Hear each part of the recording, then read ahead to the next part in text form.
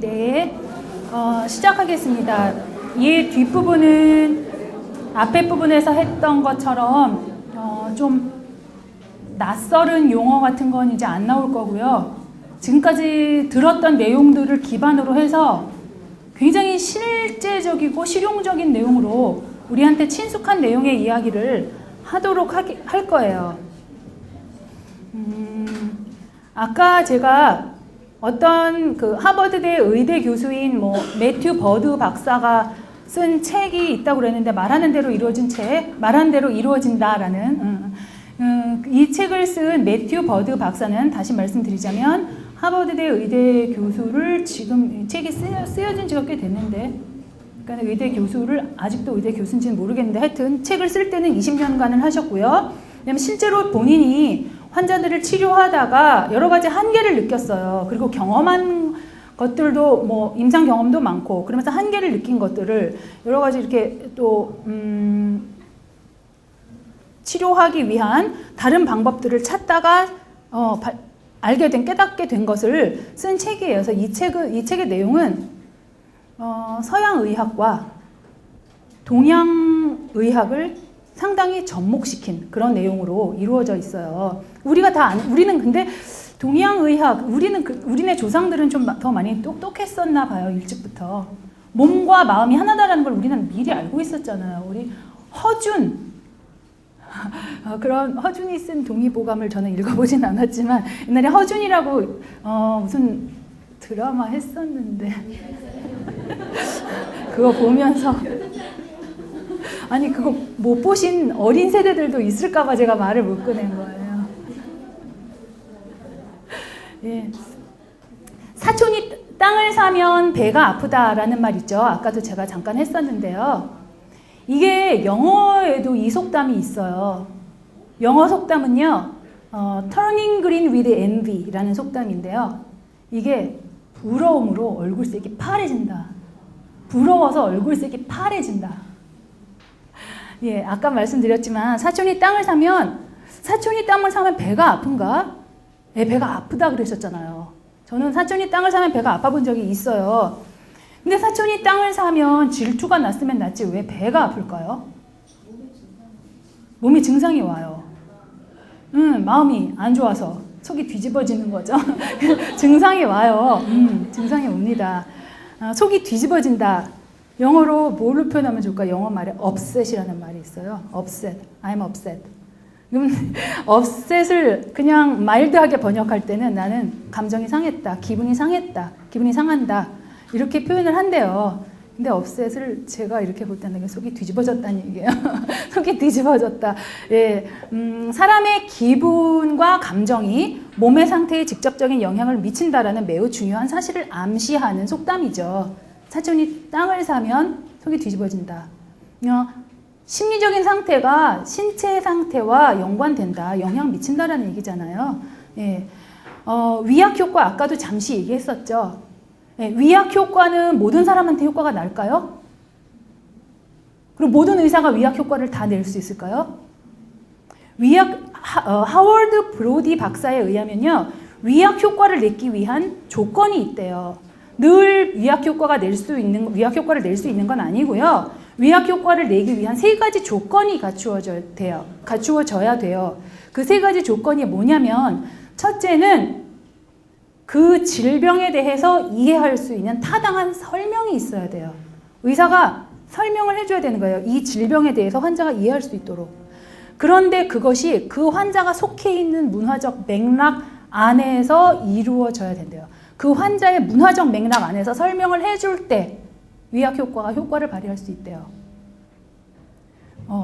그러니까 환자가 예를 들면은 서양 의학적 설명으로 대단히 정말 완전히 서양 문화 아무것도 접해보지 않은 완전히 순수 동양 토종 사람한테 서양의 문화로 설명하면 효과는 잘 오지 않을 수 있다는 얘기예요.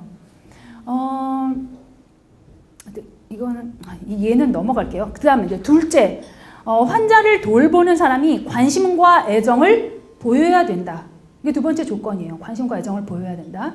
그 다음에 3번째, 위약을 복용하면 분명히 나을 것이라는 강한 기대를 불러일으켜야 된다. 여기서 주목해야 될 것은 이 위약 효과를 내기 위한 세 가지 조건 모두가 다 언어 행위로 이루어진다는 점이죠.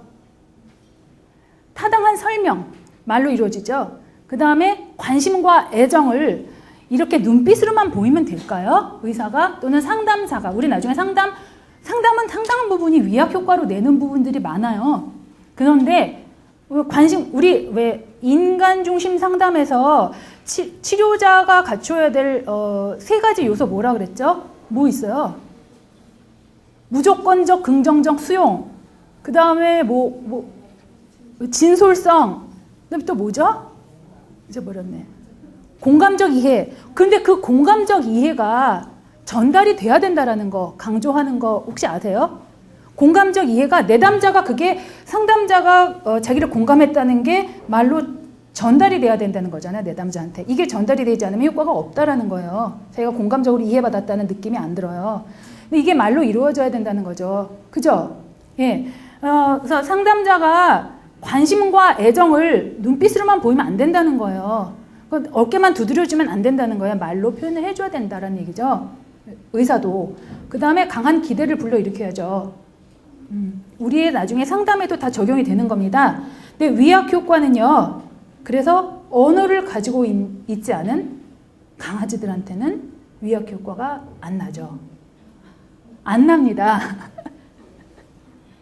예, 위약 효과가 안 납니다. 방금 전에 했던 얘기는 우리의 기분과 감정이, 우리의 정서 상태가 우리의 몸에, 신체적인 건강에, 몸에 영향을 미친다는 얘기였고요.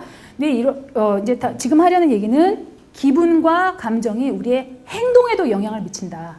기분이 좋으면, 그날 기분이 좋으면 어떤 행동을 할 수 있는데, 뭘 할 수 있는데, 기분이 안 좋으면, 할 수 없게 되는 일, 경험해 보신 적 있나요? 기분 좋으면 수학 문제 하나 더 풀어. 수능날. 기분이 나쁘면 수학 문제 하나 더 틀릴 수 있어요. 김연아 씨가 기분이 좋으면 턴을 하나 더 많이 할 수도 있을걸요? 그날 기분이 상태가 안 좋으면 하나 적게 할 수도 있을 것 같아요. 넘어질 수도 있고. 근데 이와 같이 기분과 감정은 행동에도 영향을 미치는데요. 이와 같이 기분과 감정은 언어로부터 영향을 받아요. 생각으로부터 영향을 받아요. 그래서 인간의 언어와 사고와 감정과 행동과 몸의 건강은 서로 상호 밀접한 관련을 갖는다라는 얘기고요. 특히 언어와 사고가 그 사람의 행동에 영향을 미치고 삶의 모습을 규정짓는다. 삶의 모습을 규정짓는다. 우리가 나한테 스스로 무슨 말을 하는지, 남한테 어떤 말을 하는지가 그 사람의 인생, 삶의 모습을 규정짓는다. 규정짓는 요소가 된다라는 얘기예요. 오랫동안 제가 아까도 강의 초기 부분에 말씀을 드렸지만 서양의학에서는 몸과 마음이 서로 분리되어 있다라고 오랫동안 여겼다 그랬어요. 얘네들이 서로 상호작용하지 않는 걸로 여겨왔어요. 서양의학에서는 몸과 마음을 완전히 분리된 존재로 간주했었는데 그런데 비해서 우리 동양의학은 원래부터 오래전부터 알고 있었죠. 예. 근데 인간의 몸과 마음은 하나의 전체로 연결되어 있다라는 것이 오늘날 서양의 심신의학과 행동의학에서도 주장하는 핵심이에요. 연결이 돼 있다. 그런데 우리가 과거에 경험하는 과거의 경험, 어릴 때 경험, 청소년기 때 경험, 과거의 경험과 역사가 나도 미처 의식하지 못하는 사이에 내면의 구조화가 형성이 돼요. 내면의 구조화가 돼요. 그죠? 내 어릴 때 경험, 부모가 나를 어떻게 대했는지, 내가 동네 애한테 안 좋은 경험을 많이 당했는지, 특히 부모가 나한테 했던 말, 행동, 눈빛, 이런 것들이 반복적으로 내가 과거에 어떠한 삶의 역사를 경험했는지 이런 것들이 무의식적으로 내가 의식하지도 못하는 사이에 나의 내면의 구조를 형성해요. 그 내면의 구조가 바로 뭔가요? 인지행동치료에서 말하는 심리도식. 도식치료에서 말하는 심리도식. 그 도식이 그 사람의 생각과 행동에 영향을 미친다던가요? 안 미친다던가요? 엄청난 영향을 미친다라고 심리도식치료에서 얘기하잖아요. 근데 이 내면 구조를 형성을 해요. 그래서 현재의 삶을 규정을 해요. 몸에도 영향을 미치고 행동에도 영향을 미치죠. 알게 모르게. 나도 내가 왜 이러는지 모르겠는데 이렇게 해요. 이런 것들. 그래서 신체에 영향을 미치게 되면 마음이 불편하면 몸도 안 좋아지고 뭐 이러니까 이제 병이 생기기도 하고 이러는 거죠. 그런데 현재의 삶을 변화시키고 싶다면 이 내면 구조를 변화시켜야 된다. 환경을 변화시키는 것만으로는 장기 효과를 보기 어렵다. 환경을 변화시키는 것만으로는 단기 효과는 볼 수 있지만 장기 효과는 보기 어렵고 진정으로 좀 삶을 변화시키고 싶다면 내면 구조를 변화시켜야 된다라는 이야기를 여기서도 하고 있고요. 그런데 그 내면 구조를 변화시키기 위해서는 내면 구조 변화시키는 건 쉽진 않은데 변화시키기 위해서는 이 사람은 심리학자도 아닌데 이런 것들을 의학에서 이제 하다가 보니까 자기가 보고 임상적으로 경험한 것들을 이렇게 책으로 썼어요. 우리가 심리학에서 배우는 거랑 똑같은 얘기를 하고 있더라고요. 지금까지 살아오면서 축적된 많은 경험들이, 과거의 경험들이 어떻게 나의 현재의 모습에 영향을 미쳤는지 인식하는 것, 이게 첫걸음이다. 변화를 위해서 첫걸음이다. 내가 어렸을 때 경험한 어떤 것들이 현재의 나의 모습에 영향을 미쳤는지 인식하는 것은 그것으로부터 벗어나서 새로운 자기 자신을 만들기 위한 첫걸음이다. 뭐가 영향을 미쳤는지 알아야 된다라는 얘기고요. 그래서 이제 이 사람이 행복으로 가는 길이란 어떤 프로그램을 만들었어요. 교육 프로그램이에요.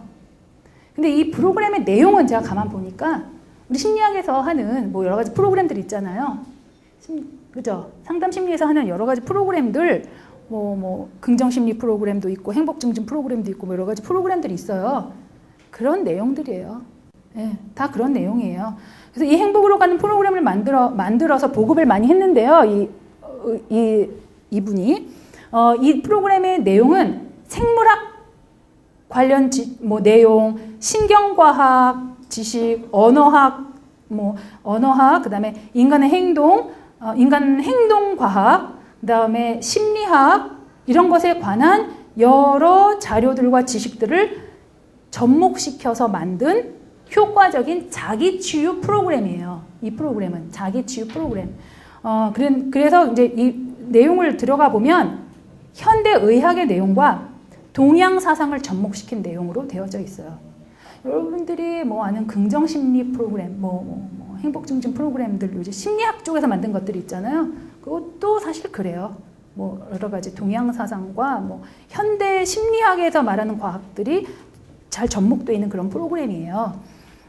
이 프로그램에서 말하는 핵심은 말하는 방식을 바꿈으로써 누구나 새로운 삶을 만들어갈 수 있다는 가능성을 보여주는 그런 내용으로 되어져 있어요. 그래서 구체적으로 좀 어떤 내용이냐면 개인적인 경험이 그 사람의 인생에 얼마나 커다란 영향을 미치는지 이런 걸 보여주고 있고요.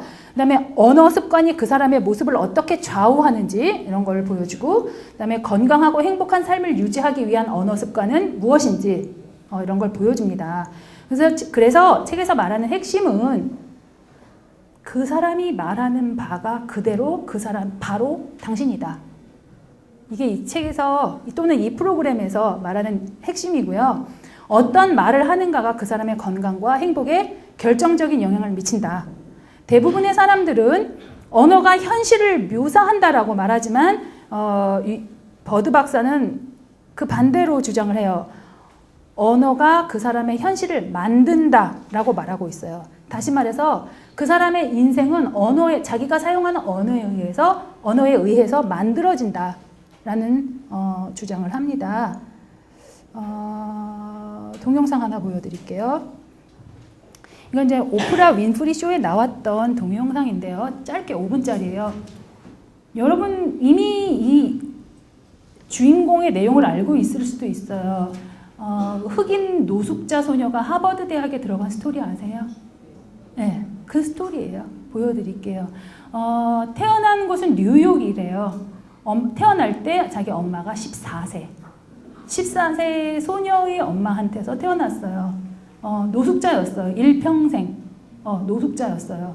여기저기 다니면서 살았고 집에서 자지 않고 거리에서 잔 적도 너무 많았고 이 아가씨가 머물렀던 그 거리의 이름이 스키드로우라는 거리 이름. 얘는 스키드로우의 어린이, 스키드로우의 애, 이런 식으로 이름이 붙여졌던 그런 아이인데 자기가 어렸을 때부터 이렇게 품었던 생각이 있었고 그것을 계속 자기는 내면화시키고 말하고 이렇게 해서 자기 인생이 달라진 그런 경우예요.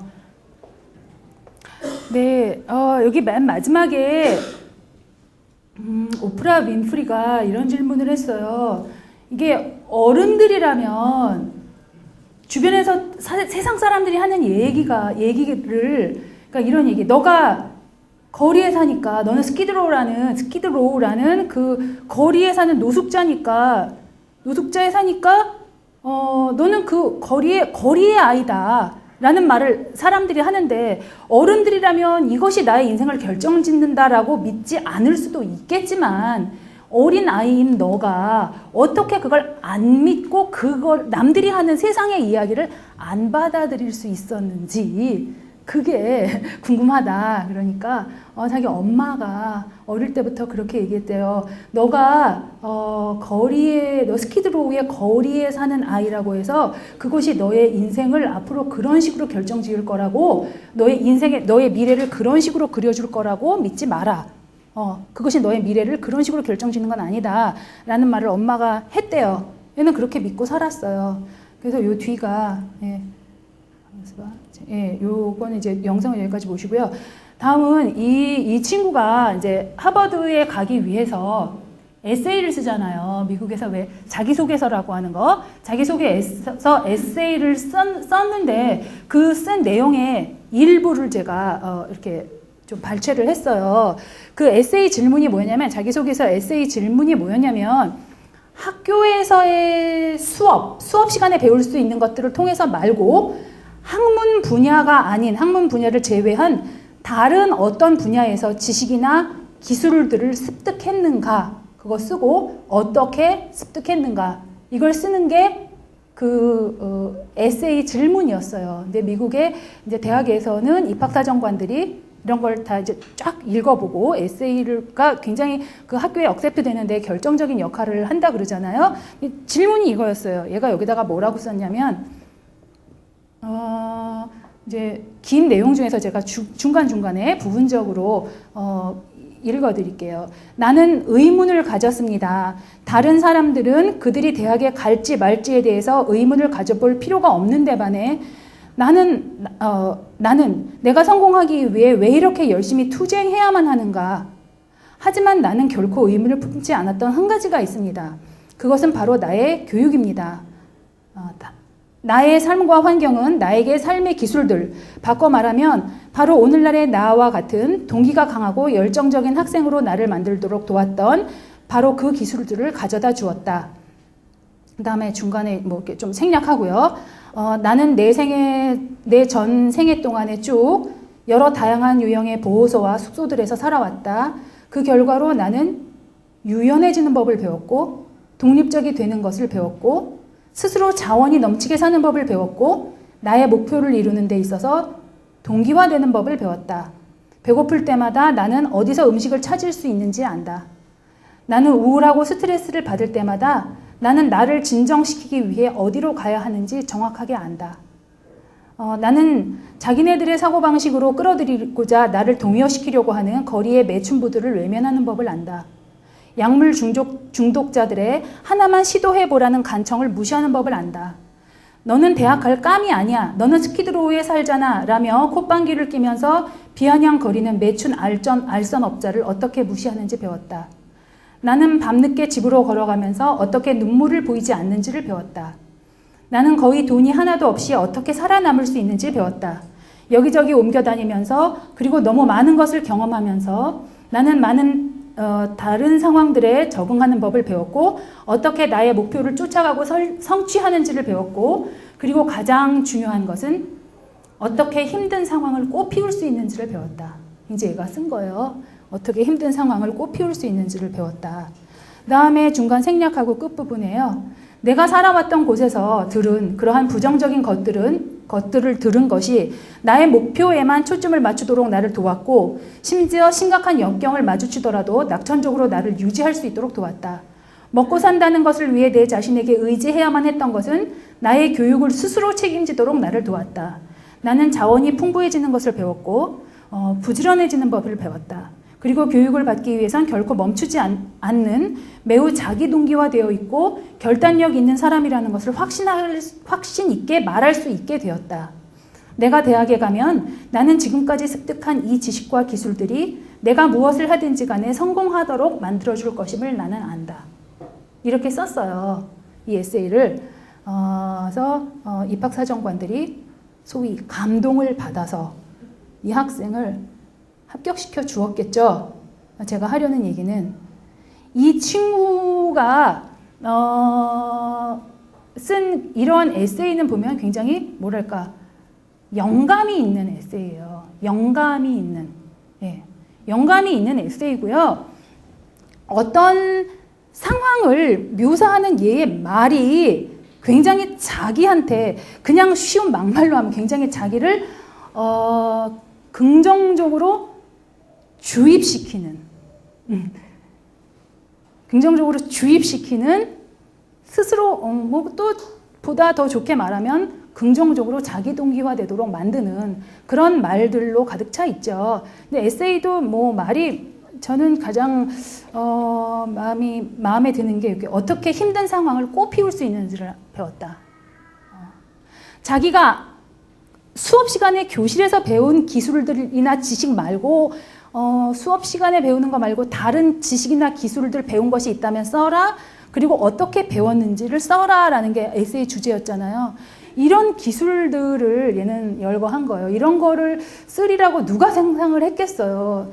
교실에서 배우는 기술을 말고 다른 거를 쓰라고 그러면 보통 교실에서 배운 거 말고 나는 스키를 탈 줄 안다.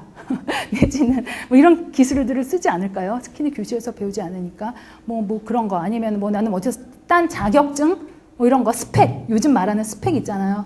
그런 것들을 쓰지 않을까요? 근데 얘는 이런 걸 썼습니다. 사진이에요. 다음 이제 여기서 끝내고 요 뒤에 또 다른 이야기를 합시다. 우리가 언어를 통제하는 게 아니라 사실은 언어에 의해서 우리의 인생과 삶과 라이프 스타일과 행동과 모든 게 지배를 받는다라는 게 이 책의 매튜 버드가 말하는 얘기인데요. 우리는 오히려 언어의 지배를 받고 있다. 우리가 언어를 통제하고 있다고 생각하면 안 된다라는 얘기예요. 그런데 언어의 포로가 되지 않으려면 자기 자신을 잘 관찰해야 된다. 언어에 의해서 지배받지 않으려면 자기 자신을 잘 관찰하고 내 언어 습관을 잘 관찰해야 되는데 특히 내가 내 자신한테 나누는 이야기, 특히 내가 나 자신한테 하는 내면의 대화에 지속적으로 주의를 기울여야 되고요. 또 그리고 남한테 하는 이야기, 남한테 하는 말에도 굉장히 주의를 기울여야 돼요. 근데 잘못된 언어 습관은 그러면서 살짝 뭘로 넘어가냐면 내면의 대화 중요하다라는 것에서 살짝 이 뒷부분은 다른 사람들과의 대화에 초점을 맞출 거예요. 다른 사람들과의 대화도 중요하다.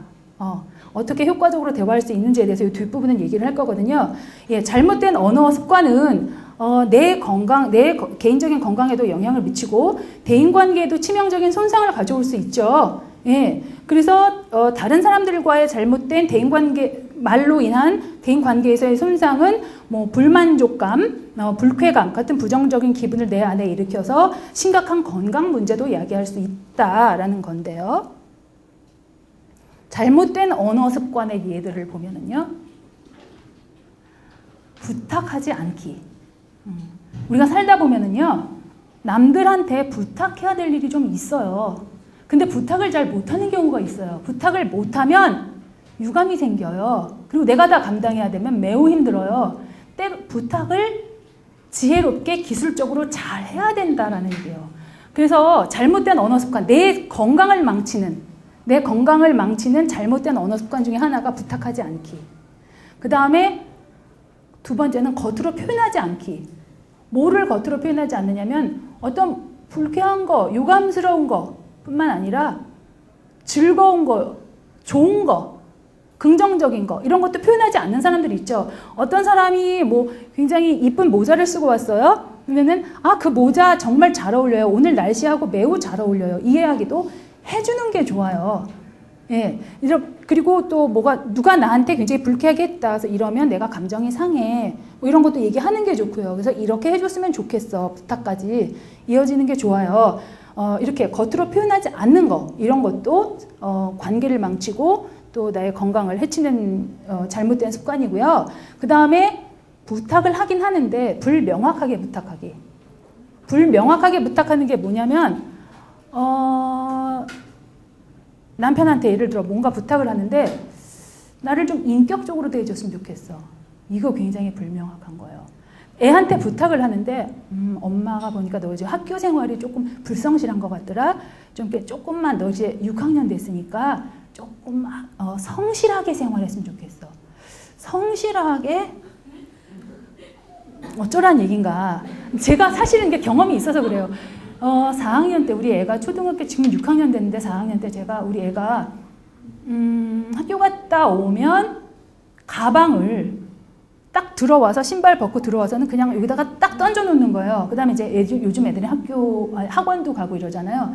제가 바쁘니까 애를 학원으로 돌렸는데 학원 가방 막 이런 것들이 갔다 오면 여기 하나 저기 하나 학교 가방 막 가방이 여러 개가 신발 벗고 들어오면 바로 거실에 몇 개가 떨어져 있어요. 걔 보고 그 가방 좀 제가 머릿속에 있었던 건 딱 두 가지였어요.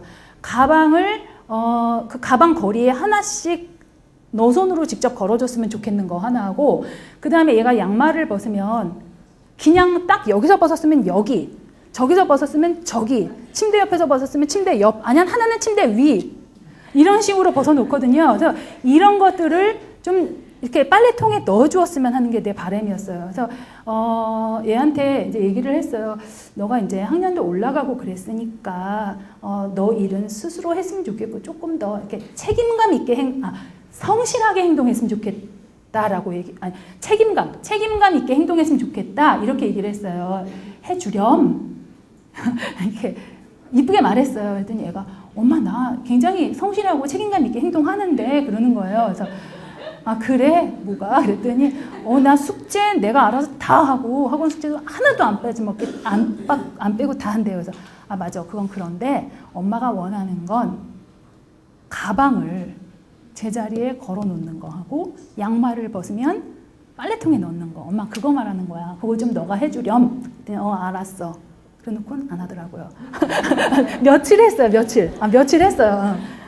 근데 그러면 또 부탁하면 돼요. 오늘 또 해주라 이렇게 또 부탁하면 돼요. 너무 열받지 마시고 불명확하게 부탁한다는 건 그런 거예요. 애매하게 남편한테도 나 좀 인격적으로 대해줘. 이런 거 도대체 인격적으로 대해달라는 게 뭔지 또 하나 남편한테 부탁할 때 이런 거 좀 가정적이 되어줘. 좀 더 가정적이 되었으면 좋겠어. 이건 제가 실제로 있었던 일이에요. 그 어떤 내담자가 굉장히 힘들어하는 내담자가 있었어요. 갑상선 수술을 했어요. 얼마나 힘들어요. 근데 갑상선 수술을 했어요. 교사였어요. 중학교 교사. 그래갖고 휴직을 했어요. 그래서 집에서 회복하는 도중이었는데 남편이 뭐 집안일을 안 도와주고 너무 가정적이 아니라는 거예요. 어떠신데요? 그랬더니 오면 뭐 저거는 하는 그래서 남편한테 부탁을 했나요? 그랬더니 했대요. 뭐라고 부탁하셨냐고 그랬더니 조금 더 가정적이 되어줬으면 좋겠다라고 부탁을 했대요. 그랬더니 뭘 해주시던가요? 그랬더니 안 바뀌더라는 거죠. 근데 원래 그 남편이 뭐를 해주시는 남편이었냐면 밥을 해줘요. 부인이 아프다고 저녁 때 밥을 해줘요. 그 정도면 가정적이잖아요. 근데 내가 어떻게 더 가정적이 돼? 이랬는데 그 여자는 원하는 게 뭐였냐면 애들이 하나는 중학생 하나는 고등학생이었는데 애들 학원 라이드를 좀 해줬으면 했던 거죠. 그러니까 남편이 그걸 안 하니까 부탁하기도 그렇고 본인이 그 아픈 몸을 이끌고 이게 회복되는 도중에도 매일 애들 학원 라이드를 엄마가 했던 거니까 얼마나 힘들겠어요. 그래서 그거를 그러면 학원 라이드를 해달라고 부탁을 하시라. 그리고 또 하나 부탁하고 싶은 게 있는데 음식 쓰레기 좀 갖다 버려줬으면 좋겠대요. 그래서 그러면 음식 쓰레기를 버려달라 요 부탁을 해보셨느냐 했더니 안 해봤다는 거예요. 그냥 가정적이 되었으면 좋겠다라고만 몇 번을 했대요. 근데 안 바뀌더라는 거예요. 그래서 정확하게 얘기를 하셔라. 예, 이렇게 불명확하게 부탁하는 거 이런 거예요. 그 다음에 이제 네 번째가 상대의 기분을 고려하지 않고 부탁하는 거예요. 부탁을 해야 되는데 상대의 기분이 지금 어떤지 눈치 보고 센스 있게 부탁을 하셔야 되고요. 그 다음에 다섯 번째, 이제 이거는 이제 부탁을 하는 게 아니라 부탁을 받아주는 시츄에이션인데 남이 나한테 불명확하게 부탁한 거를 들어주려고 시도하는 거. 이것도 정신건강에 해로워요. 관계를 망칠 수 있고요. 남이 나한테 불명확하게 부탁했어. 불명확하게 부탁을 했어요. 예를 들면 남이 나한테 부탁하기를 좀 더 나를 존중해 주었으면 좋겠어 라고 남편이 부탁을 했어요. 그래서 존중해 준다는 게 뭔지 서로 그 정의가 다를 수 있잖아요. 나는 충분히 존중한다고 존중하는데 남편은 그게 서로 원하는 게 달랐을 수 있어요. 불명확한 부탁을 들어준다고 나는 열심히 노력을 했는데 저 사람이 원한 건 그게 아닐 수도 있다고요. 불명확한 부탁은 들어주기 전에 확인을 해야 돼요. 그게 뭔지. 그게 나를 존중해 달라고 말했는데 그게 뭘 의미하는 건지. 나는 이렇게 알아들었는데 이게 맞느냐. 그죠? 예, 이렇게 해서 확인을 하셔야 되고요. 그 다음에 여섯 번째로 무슨 부탁이든 들어주기. 아니에요. 무슨 부탁이든 누가 부탁하는 거는 노하면 안 된다? 노하면 안 돼요? 노해도 된다. 할 수 있다. 예. 무슨 부탁이든 들어주는 거, 이것도 무슨 부탁이든 들어주는 쪽에서 조만간 유감스러운 감정, 불만스러운 감정, 짜증나고 이용당하는 느낌, 나만 당하고 있네. 왜 계속 나한테만 부탁해? 이렇게 되잖아요. 그럼 관계 망쳐요. 저 사람 싫어져요. 그러기 전에 무슨 부탁이든 들어주기? 아니에요. 노할 수 있는 권리가 나한테 있어요. 예, 이거. 그 다음에 일곱 번째, 약속 지키지 않기. 약속을 아예 지키지 못할 약속은 하지 마시고요. 했으면 가능하면 90% 이상 지키시는 게 좋겠죠. 약속을 안 지키면 관계가 깨어질 위험도 있고 그거를 만회하기 위해서 변명하기 위해서 눈치 보느라 많은 에너지를 쏟게 되죠. 예, 그래서 약속을 지키지 않는 것도 안 좋은 거고요. 여덟 번째, 판단을 진실로 여기기 또는 사실로 여기기. 판단을 진실로 여기기, 사실로 여기기. 판단의 대표적인 건 이거예요. 예를 들면 의사가 또는 상담사가 내담자가 왔을 때 뭐 여러 가지 진단을 해요. 좀 첫 번째 접수 면접을 하고 내담자의 상태가 뭐다라고 대충 판단을 하잖아요. 진단하는 거 요 판단이에요. 진단 100% 오라요? 수정 불가능한가요? 아닙니다. 충분한 근거에 의해서 판단을 내려야 되지만 판단은 틀릴 수 있어요. 언제든지 수정 가능해요. 근데 남이 나한테 무슨 판단적으로 말한 것을 진실로 여겨버리는 거, 사실이라고 여겨버리는 거 해롭죠, 건강에. 판단은 견해예요. 그 사람의 의견이에요. 수정 가능해요. 그래서 판단을 진실로 여기기, 사실로 여기기 건강에 안 좋고요. 아홉 번째, 정확한 근거 없이 판단 내리기. 이것도 좀 삼가하셔야 되고, 열 번째, 마음 내키는 대로 선언하기. 내가 한 달 후까지 몸무게 5kg 뺄 거야. 봐. 내가 5kg 뺄 거야. 이런 거, 뭔가 마음 내키는 대로 선언하기. 뭐 이런 거. 네, 이런 겁니다. 그 다음에 이와 같은 잘못된 언어 습관을 바로잡기 위한 처방이라고 하면 뭐가 있냐면요. 첫 번째, 자신이 원하는 것은, 처방이에요. 자신이 원하는 것이 무엇인지 명확하게 부탁하라. 부탁은 명확하게 부탁하라. 그 다음에 두 번째, 부탁을 할 때는 상대를 인격적으로 충분히 배려하라. 세 번째, 판단을 사실이 아닌 개인적인 의견, 견해로 받아들여라. 너무 개인적으로 받아들이지 말아라라는 얘기예요. 판단은. 네 번째, 제가 가장 강조하고 싶은 게 이거예요. 불평하지 말고 부탁해라. 이게요, 일단 이제 대인관계에서 가장 갈등이 생기기 쉬운 관계가 세 가지 대표적인 거가 부모와 자녀와의 관계고요. 또 하나가 직장 상사와 부하 직원의 관계. 또 하나가 부부 관계잖아요. 그죠? 이렇게 이 세 가지가 가만 보면 가장 불만을 느끼기도 쉽고요. 가장 이렇게 불평 느끼기가 쉽고 관계가 깨어지기 쉬운 관계잖아요. 어렵고. 그런데 대인관계라는 거는 거의 대부분의 대인관계가 서로 피차간에 바라는 거, 원하는 거가 있을 수밖에 없죠. 내가 애한테 또는 애가 엄마한테, 내가 남편한테, 남편이 나한테, 상사가 부하직원한테, 부하직원이 상사한테 원하는 거나 바라는 게 있을 수 있어요. 근데 이 원하는 거나 바라는 것을 명료하게 이야기를 안 하고 넌지시 이렇게 불만으로 표시하는 경우들이 너무 많아요. 그리고 자기는 표시했대요. 말했대요. 근데도 안 달라지더라는 거예요. 근데 제가 보면 이제 특히 부부 상담, 뭐 부모와 자녀 간의 관계 갈등 이런 걸 상담을 하다 보면 어머 이거 그냥 부탁으로 하시면 되는데 부탁해 보셨어요? 그랬더니 했죠. 어떻게 하셨는데요? 그러면 이제 좀 안 좋은 방법으로 했어요. 부탁은 그렇게 하는 게 아니라는 거죠. 이제 예를 들어 어떤 애가요 학교에 갔어요. 이제 초등학교 4학년이라고 칩시다. 학교에 어떤 애가 새우깡을 가져왔어요. 새우깡을 가져왔어요. 나는 간식이 아무것도 없는데 저 친구가 새우깡을 가져와서 먹고 싶잖아요. 근데 그 새우깡을 나한테 딱 2개만 줬으면 좋겠어요. 바라는 게 있는 거예요. 근데 이거를 달라고 그러자니 자존심 상하고 제가 안 준다고 그러면 어떻게 말할까요? 아유 치사하게 그런 걸 가져오냐? 혼자 먹냐? 아우 치사해. 이렇게 말하는 거예요. 그러면 걔가 줄까요? 안 줄까요? 뭐 줄 수도 있겠지만 많은 경우에 안 줘요. 그럼 내가 관계만 틀어지고 내가 원하는 거 얻지도 못하죠.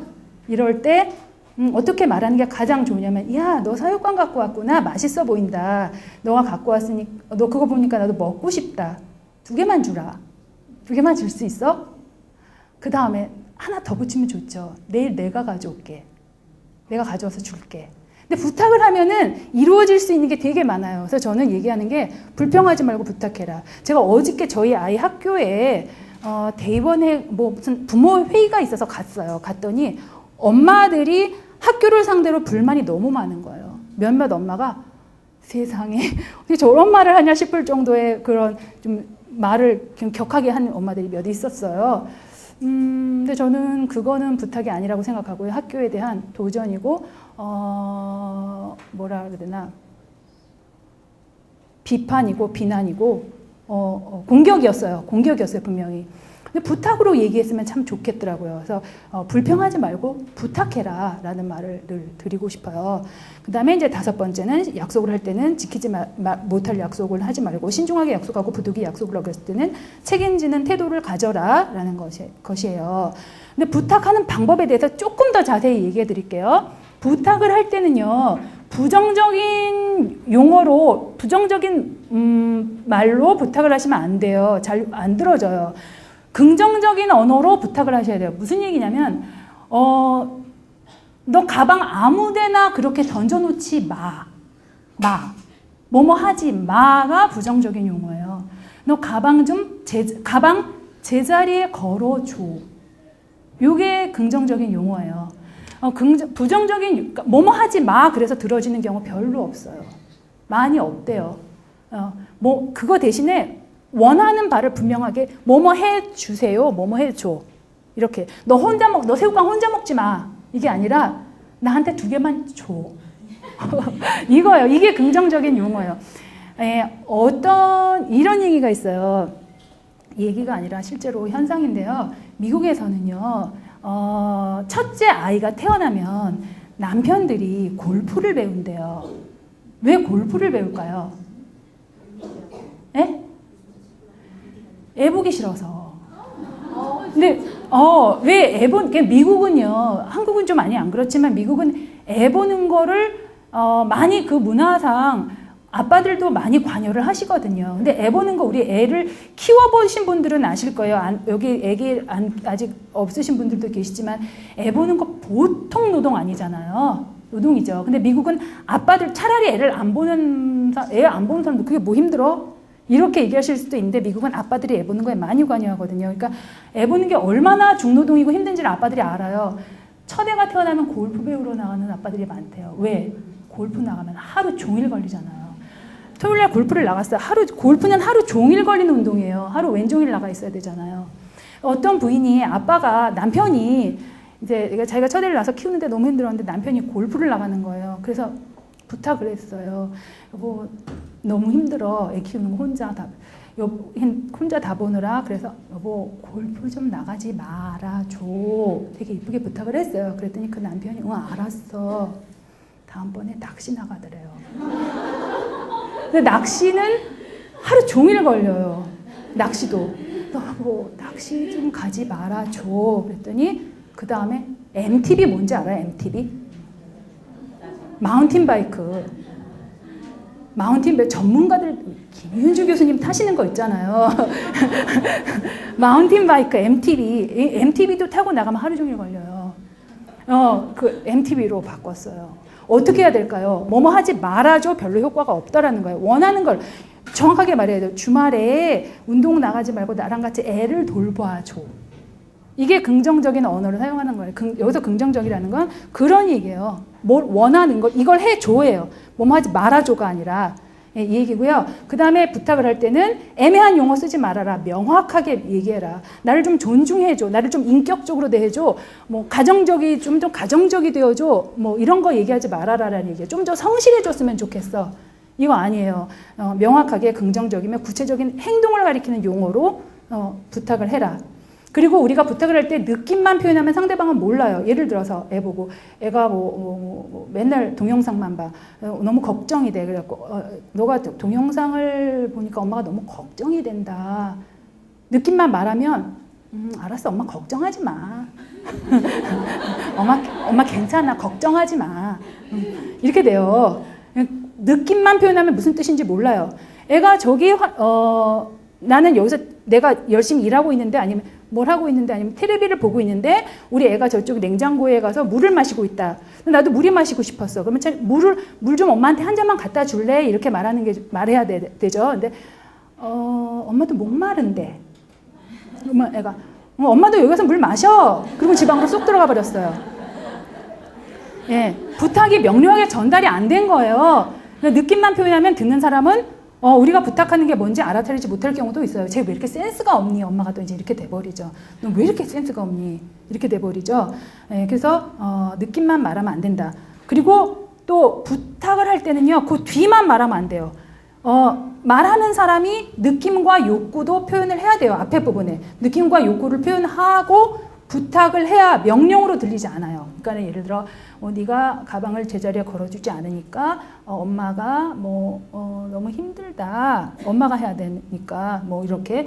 그래서 엄마는 너가 가방을 제대로 걸어줬으면 좋겠어. 걸어주렴 하고 부탁을 해야 돼. 느낌과 요구는 빼고 가방 좀 제대로 걸어줄래? 이렇게 하면 명령으로 들릴 수 있어요. 그 다음에 5번째, 무엇을 원하는지 명확히 표현할수록 그 욕구가 충족될 가능성이 높아진다. 명확히 표현하라. 6번째, 우리가 말하고자 하는 바가 제대로 전달되었는지 알아보기 위해서 상대방에게 무엇을 어떻게 들었는지 다시 말해달라고 부탁할 수 있다. 내가 상대방에게 부탁을 해놓고요. 근데 그 부탁을 받은 사람이 내가 부탁한 게 뭔지 정확하게 이게 의사소통이 잘 못 될 경우가 너무 많아요. 나는 이걸 해달라고 부탁했는데 저 사람은 이런 걸로 알아들은 경우가 너무 많죠. 근데 내가 일단 부탁을 했으면 내가 부탁한 것을 어떻게 알아들었는지 다시 한번 얘기해 줄 수 있는지 요청을 해야 돼요. 상대방이 말하면 이렇게 해달라는 얘기 아니냐. 일단은 그 다음에 그게 아니면 그게 아니고요 라를 먼저 하시면 안 돼요. 아무리 친절하게 말하더라도 그게 아니고 내 말은 이런 뜻이었어 라고 이렇게 바로 말하면 안 되고요. 일단 그 사람이 다시 말하려고 시도했던 점에 대해서 감사를 표시하고 이렇게 얘기해줘서 나한테 다시 얘기해줘서 너무 고마워. 그런데 그거는 그런 게 아니라 내가 원했던 건 이런 거였어. 이렇게 해줄 수 있겠어? 라고 얘기를 하셔야 된다는 거예요. 아니면 상대방은 내가 잘못 알아들었다고 비판하는구나 비난하는구나 이렇게 생각할 수 있어요. 그렇기 때문에 여기 그런 얘기가 나와 있고요. 그 다음에 8번째, 강요를 받으면 사람들은 2가지 방법 중 하나를 택해요. 강요가 아니라 부탁이 돼야 되는데 잘못하면 부탁의 옷을 입은 강요를 하는 경우가 있어요. 무슨 얘기인지 알겠어요? 부탁의 포장은 그럴듯 부탁처럼 보이는데 강요인 경우가 있어요. 그런데 강요를 받으면 사람들은 두 가지 방법 중에 하나를 선택을 해요. 강요를 받은 사람은. 너무 저 사람이 위협적으로 느껴지거나 내가 이걸 안 들어주었을 때 나한테 어떤 위해가 가해질 거라고 느끼면 복종을 하든지, 그렇지 않으면 반항을 해요. 그래서 이게 부탁인지 강요인지를 구별하는 방법, 부탁이 받아들여지지 않았을 때 부탁한 사람이 어떻게 행동하는지를 관찰하면 돼요. 부탁에 응하지 않았을 때 부탁한 사람이 비판이나 그 부탁 안 들어준 사람한테 비판이나 비난을 하면 그건 강요예요. 그런 것도 안 들어주고. 그러면서 그러니까 제가 하고 싶은 이야기는 아까 불만을 말하지 말고 불평하지 말고 부탁으로 하라. 그 뒤가 더 중요해요. 그런데 부탁을 듣는 사람이 이걸 반드시 명심하셔야 되는 게 부탁을 받는 사람이 노할 권리가 있다예요. 제가 지금 상담하는 부부 상담에서 여자가 컴플레인이 진짜 많은 여자예요. 매사에 불평. 남편한테 바라는 게 있다만큼이에요. 진짜로. 내가 부탁을 하세요. 그랬어요. 부탁을 하세요. 그래서 제가 부탁의 요령을 잘 가르쳐 드렸어요. 그랬더니 너무 여자가 반가워하더라고요. 정말 그러면 되겠네요. 부부 상담이라 둘이 같이 와요. 남편도 그렇게 하면 좋을 것 같대요. 그런데 남편이 약간 마음이 무거워 보였어요. 저걸 다 어떻게 들어주지? 큰일이다. 근데 제가 그 남편을 살려줘야 되잖아요. 그런데 부탁을 받는 사람이 노할 수 있는 권리가 있다는 걸 반드시 명심해야 됩니다라고 부인한테 말했어요. 그랬더니 여자분이 얼굴이 갑자기 사색이 됐어요. 아니, 그거 명심하셔야 됩니다. 부탁으로 하세요. 불평하지 말고. 그런데 부탁을 받는 남편이 노할 수 있는 권리가 있다. 왜냐하면 인격체이기 때문에. 명심하셔야 됩니다. 그랬더니 이렇게 됐어요. 네. 이게 진리예요. 네. 그렇지 않으면 강요라 그랬잖아요. 강요하면 어떻게 돼요? 반발심 생긴다고 그랬잖아요. 그죠? 11번째, 내 부탁이 받아들이지 않는 것을 거절이라고 생각할수록 우리의 부탁은 강요로 받아들여질 가능성이 크다. 12번째, 부탁에 응하지 않은 상대방에게 죄책감을 느끼게 하는 건 강요다.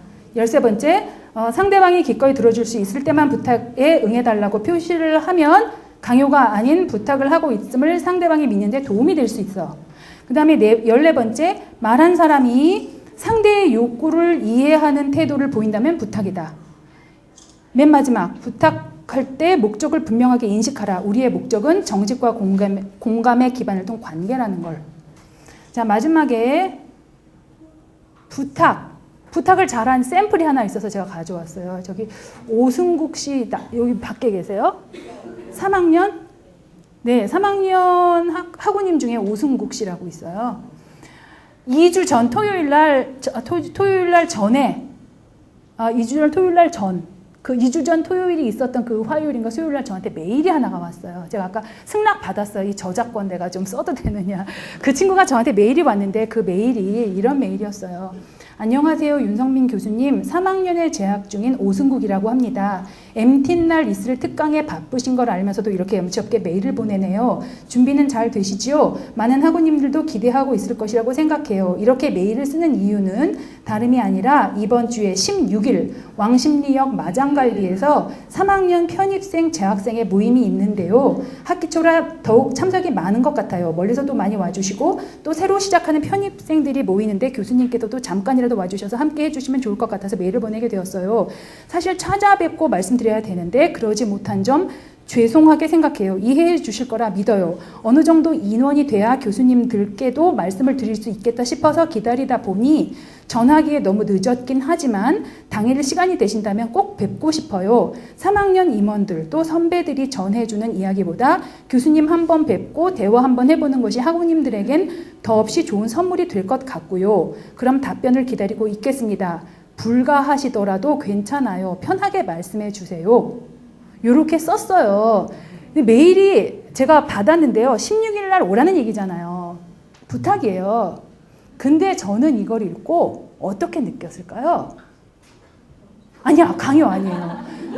부탁보다 더 좋은 거예요. 저는 이걸 보고요. 초대받는 느낌이었어요. 그래서 이 친구 앞으로 상담 잘하겠다. 말을 참 이쁘게 한다. 이걸 보고요. 뭐 이렇게 강요받는 느낌 전혀 없었고요. 부탁이 갖춰야 될 모든 요소가 다 들어가 있었어요. 그런데 제가 이걸 왜 여기다 넣었냐면 이게 제가 강의하는 사실 주말마다 조금씩 틈내서 준비를 했거든요. 이거 준비 시간 되게 많이 걸렸어요. 많이 걸렸어요. 저 옛날부터 제가 몇 년 전부터 모아놨던 이렇게 나중에 필요하면 써야지 모아놨던 자료를 막 여기서 들춰내고 저기서 들춰내고 해갖고 막 찾아서 만들었는데 이 학생이 메일을 받고는 제가 이 부분을 예화를 찾고 있는 중이었는데 이 메일이 딱 온 거예요. 그래갖고 이거다 하고 여기다 딱 집어넣었어요. 너무 고맙죠.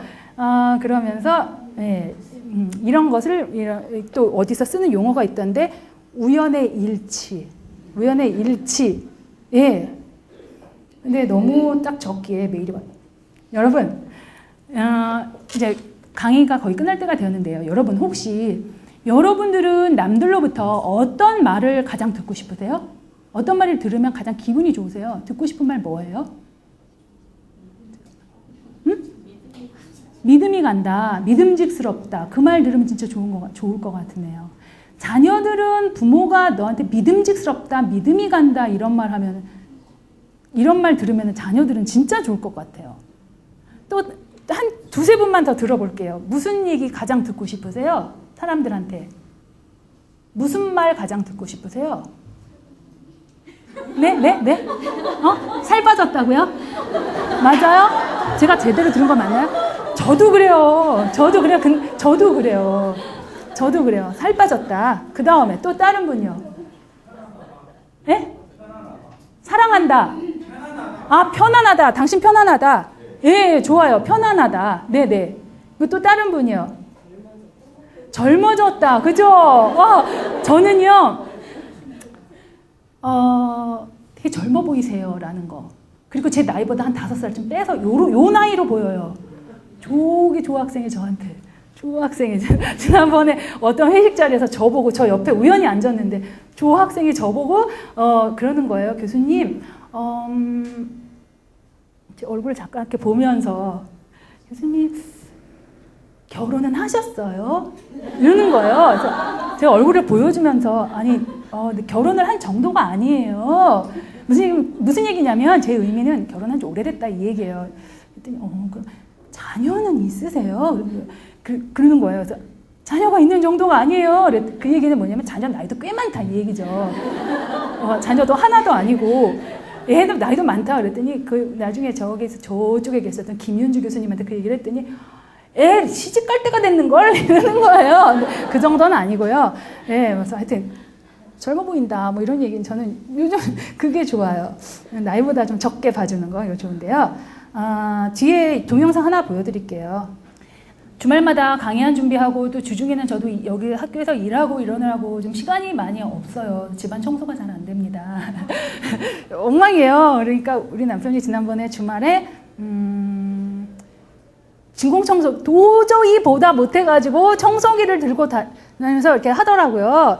근데 이 동영상을 다운받는 거 제가 잘 못하니까 남편이 해줬어요. 그러면서 이제 강의 동영상 다운받아 주면서 아이고 니나 잘하지. 니나 잘하지. 그러는 거예요. 그래가지고, 근데 요거를 다 자기가 다운받으면서 봤어요. 그리고 나서 이제 진공청소기를 하는 거예요. 그래서 제가 눈치 보면서, 이제 청소기를 돌리니까 내가 좀 자리 피해줘야 되잖아요. 눈치 보면서 이리 갔다, 저리 갔다, 옮겨 다니다가 나중에, 고마워! 뭐? 그래서 고마워! 그랬더니 청소기를 껐어요. 뭐라고? 그래서 고맙다고 그랬더니 뭐가? 청소기 그랬더니 나보고 이거 매주 하라고? 이거 맞잖아요. 매주 하라고? 그러면서 참 수고하셨습니다.